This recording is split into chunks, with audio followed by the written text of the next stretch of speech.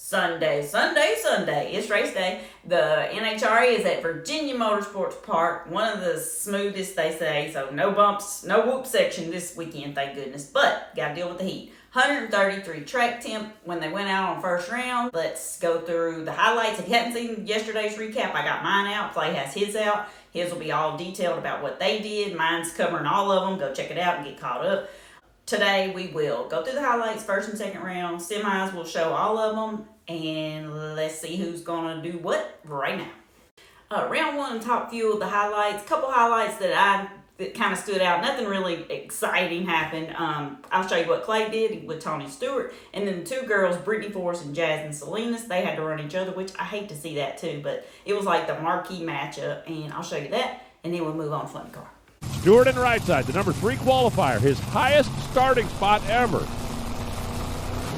Wow, what was that?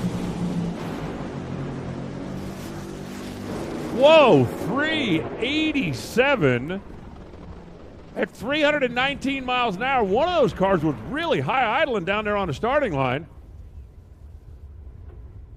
It sounded very strange, but Tony Stewart, 3.874, 319. Clay Millican goes 410 at 254 miles an hour. It sounded like Clay was having a little bit of problem with the injector, maybe sticking or something, but I seen Jimmo working on it a little bit before we staged the cars, so. Stratford Mobile, I gotta tell you, the bright red car certainly suits her personality a little bit more than the matte black car that her dad drove that she's been driving all year long. This one's gonna go Brittany's way, 392. Look at the speed, 321 miles an hour. David Grubnick and the team down there in the Hendrick shirts, they needed to get healthy weekend. Well, dang it, that's not what we wanted against Tony Stewart. Something's going on. The motor was revved up. Clay said on the radio it was not him that was revving it up. So I don't know. Clay will have all that detail on his video. But when I saw 26 on the tree, I knew it was probably pulling him through, and he said it was all he could do to hold it in the beam. So that ain't what we wanted, but it happens. Racing, moving on. Okay, y'all, I film as I go. Chad Green, number 2 qualifier, throttle hung on the burnout. He was too far down the track for him to be able to just get out of the car and leave the car on the track because of safety. He was running Mike Smith, low budget team. They had to shut their car off so that they could get Chad Green's car off the track. Once they did that, then Mike Smith just cranked it back up and took the tree. He didn't make a full run, so that was kind of crazy. But then John Force has an explosion against Terry Haddock. It was after the finish line. Has a huge explosion. He does stay off the wall in his lane, but he comes across and slams into the wall. And you've probably seen it by now because I'm sure it's all over the internet. It was a bad hit, and I hope I know he's okay because they said he was conscious and alert. But I really hope he's okay because that was a hard hit at whatever age you are. So, thoughts and prayers to him and that family, because Austin Prock was really shook up. He was down there, and they talked to him, and Brittany was down there too. So I know that they're shook up, but they got to get back in these race cars and make races. That's what they do. That's what a racer does. So, with that being said, I am going to show it because I know he's okay, and here it is.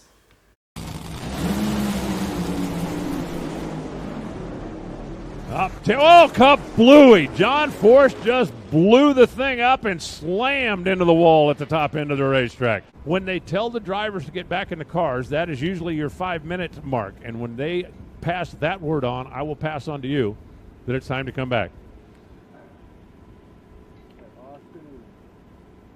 Up on the Sunoco Vision, you can see the 16-time champ getting out of the car. And Safety Safari down there helping him, giving a little assist down there. But he's conscious, he's alert, he's talking to the safety personnel, and he is going to be evaluated further.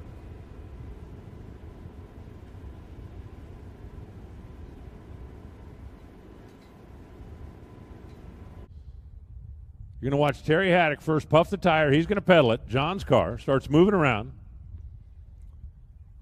Cylinder out there, but it's Sunday, right? You can't give up, and kablooey.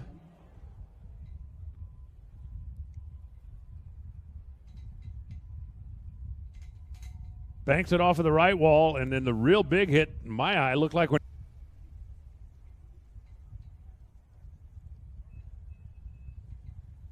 for a guy to go through that, no matter what his age or what kind of shape he's in, to be conscious, alert, talking to the safety personnel is incredible. I think it is a great testament to the people that build the race cars. In this case, they build them in-house at John Force Racing. The safety equipment manufacturers, the rules makers that make it way, way, way more often than not, no matter how scary it looks,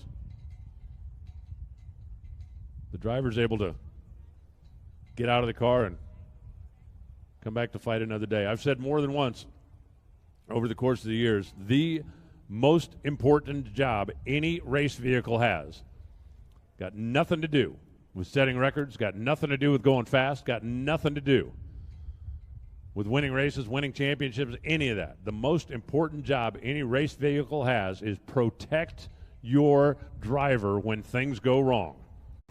Pro Stock car, there really wasn't nothing to highlight.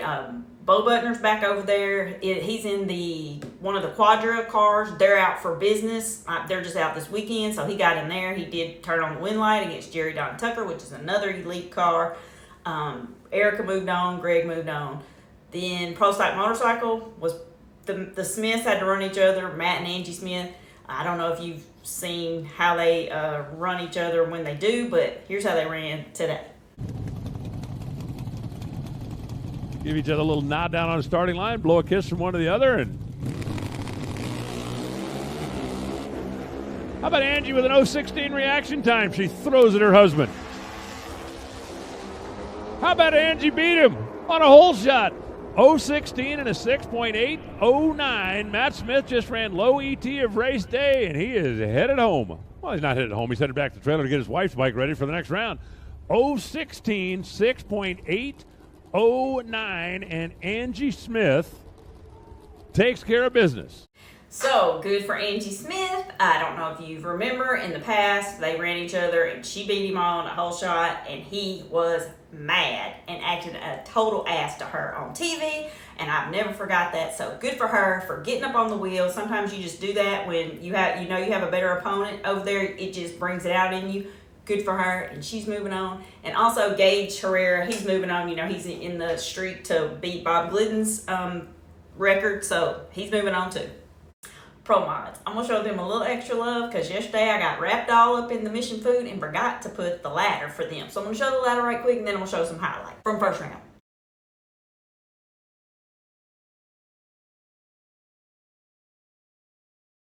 Well, you're about to witness it. Lyle Barnett, left side, U.S. Nationals winner, going up against Tricky Ricky, legend of all legends, Hall of Famer. He was inducted into the International Drag Racing Hall of Fame, the Garlits Hall of Fame, earlier this year.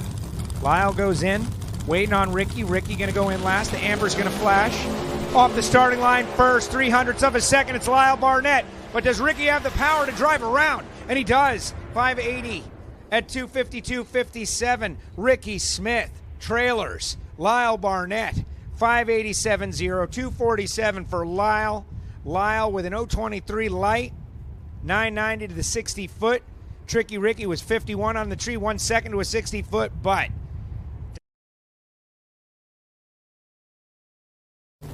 this is the final race of the regular season, guys. This is points and a half to reset the field. Gallant Belushi, first to fully stage. Chris Thorne follows suit. Chris Thorne trying to make up some real estate as Jose Gonzalez, the points leader, is not on the property. What a race. Check it out. Oh, my gosh. 587.1 beats 587.0. 1 thou slower on the racetrack, but 2 thou quicker in reaction time. 65 to a 67. So even math wizards like me can figure out margin of victory 0-0-1. Okay, second round highlights from Top Fuel. Here's a couple. Torrance left, Langdon right.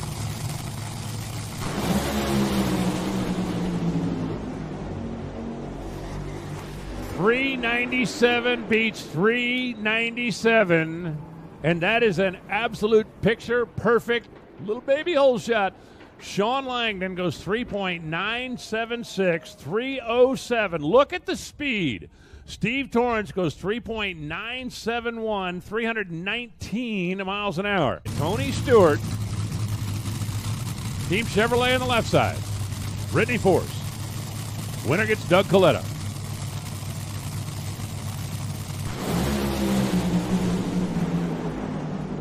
Another great drag race. Hey, Virginia, you get to see Tony Stewart race in the semifinals for the first time. They left as one within a thou. 60 feet, Brittany's in front. 330 feet, Tony's in front. Look down to the stripe, 3.907. Tony Stewart wins it. He'll race in the Final Four for the first time. There's the competitiveness of being a driver, and there's the emotion of being a daughter. How do you separate the two in these moments? You know, it's something that's tough to go out there and see what happened. It's never easy, but we know that's a part of the drill. That's how this sport goes. My dad's going to be okay. I was in the ambulance with him holding his hand, and he's one of the toughest people I know. So he'll bounce back like he always does. And I wouldn't be his daughter. I wouldn't be his daughter if I wasn't back up here in that car trying to win this thing with this team for him. And there you have the update directly from the family. Good to hear Brittany talking about her daddy. Now, in Funny Car, he did get the win because it didn't happen until after the finish line of the crash. So that gave Blake Alexander the competition against him. I really didn't have no highlights for that. And then Pro Stock Car, I really only had one, and that was Greg and Erica. Greg's ready. Erica, go. Advantage, Erica with the clutch. Advantage, Greg with the horsepower. 6.623, 207, wins it by 7 thousandths of a second. Erica Enders got off the starting mark first by a solid couple of hundredths. But her 665 at 208 was not enough. Greg's car through the middle of the racetrack made up the difference. And even though she was running a mile an hour faster, the margin at the stripe, there it is. That's about 7 thousandths of a second. And the Hendrick Cars machine out in front. Pro Stock Motorcycle, I really only got one highlight, and here it is. But she's got Hector Rana Jr. on the other side of the racetrack. That Getrix V-twin. His dad builds the motors, maintains the machines. Red light for Angie. Oh, no. Oh. 689 for the win, 196 miles an hour. Angie goes 683.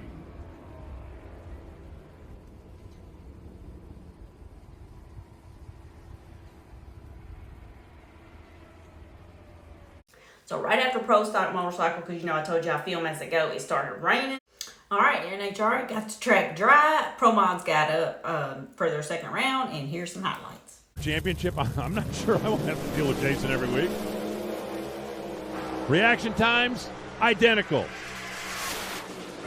Scruggs, 574 beats a 576. 5.748, 249, Jason Scruggs. 576, Ken Cortuccio, after identical 023 reaction times. Of his young son about a week ago, hoping to get one of his All-in-Hobby performance cars. Wow, both drivers just dove right into stage. Whoa, hang on. Gray's car got up on the tire, started dancing around, kicked the tail out from under him, and Tricky Ricky goes 574, 253 miles an hour. Semis Pro Stock Motorcycle is going to be Richard Gaston versus Hector Arana Jr. and Gage Herrera versus John Hall. Hector on the Getrix scooter. Richard Gadsden on the Revzilla bike. Got a 14,000 RPM Suzuki on one side. Got 160 cubic inch. No! Hector dropped it, hammered too soon. He goes red, and with an 012 light and a 681, Richard Gadsden is going to the final round. Motorcycle from the time he set the track record in qualifying session number 1.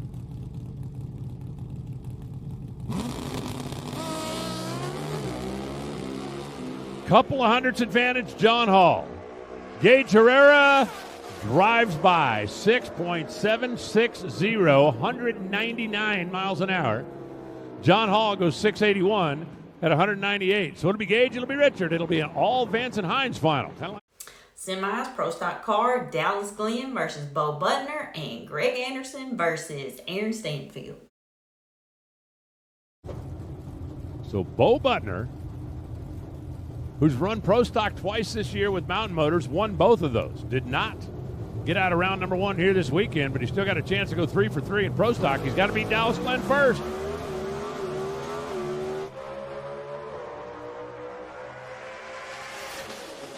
.663 Dallas, 206 the speed. Bo moved first by 0.08 of a second. They were identical to 60 feet by 330 feet. Dallas had the nose out in front, and he kept that rad torque machine out in front all the way to the finish line. Vegas gotten off to a start. Erica seemed to have the hot hand at the end of the year. Aaron Stanfield just threw a double 0-3 reaction time at Greg Anderson and wins it on a hole shot. 6.627 beats 6.627. The difference at the start was the difference at the finish. After identical elapsed time. Funny car semis, Blake Alexander versus Bob Tasca, Austin Prock versus Matt Hagan. Car time, Bob Tasca in the left side, Blake Alexander in the right side. The two crew chiefs, one of which is an owner, been having a little fun with each other for the last couple of weeks. Who's going to get the last laugh here?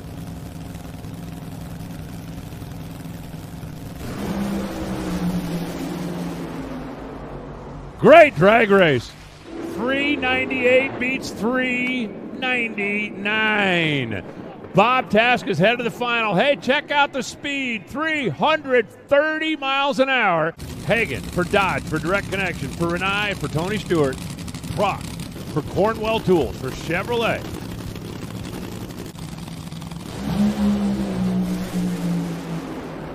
He will race the Chevy, 3.962, 316 miles an hour.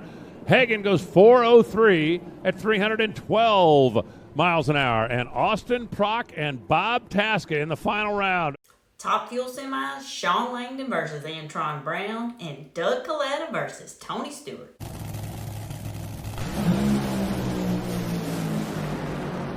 Look at this. 381 beats 382. 326 miles an hour for Sean. 323 miles an hour for Antron Brown. Tony Stewart looked like he had a really, really good car when the track was about 50 degrees hotter. Let's find out if he's got anything for Doug here in the semifinals. Sean Langdon awaits.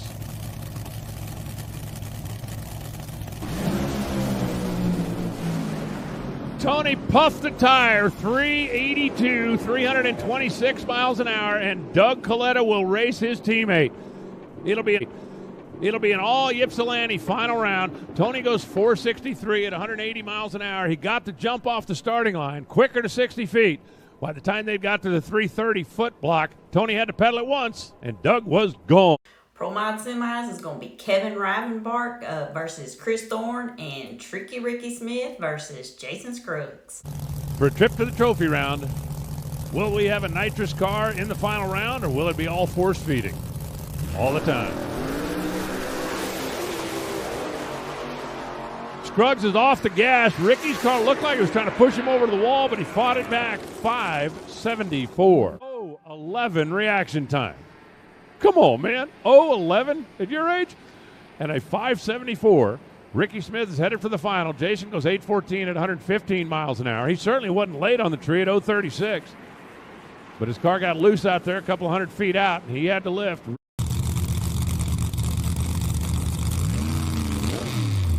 Screw charge.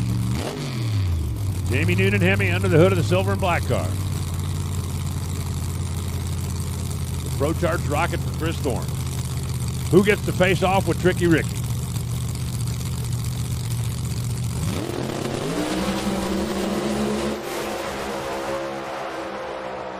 Man, Pro Mod in Virginia, that's what it should look like. 572 to to a 575. Chris Thorne wins it by 9 thousandths of a second.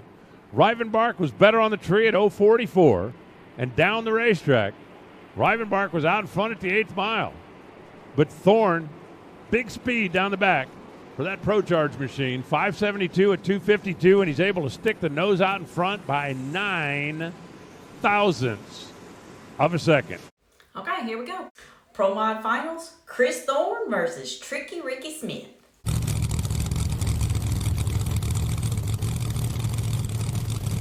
The final two cars of the return of NHRA to Virginia. They're full in, they're staged, they're off. Ricky Smith has got 600ths in the bank. Watch the top of the scoreboard. 5.702.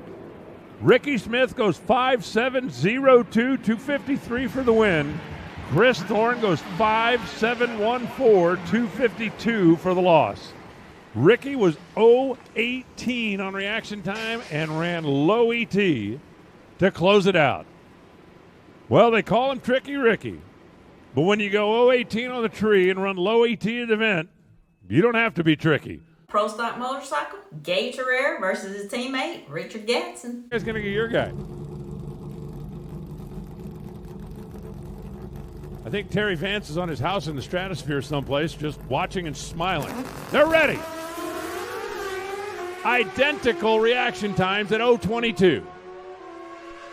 And at the finish line, Gage Herrera goes 6.75, 199. Richard Gadsden goes 6.78, 198. They were identical reaction times. Look at the numbers when they come up on the Jumbotron. 60 feet, Gadsden.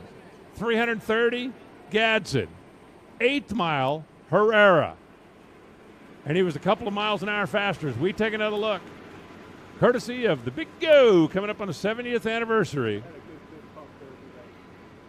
300ths of a second, 6.755, 199. The streak continues. Pro Stock Car Final, Dallas Glenn versus Aaron Stanfield, KBM versus Elite.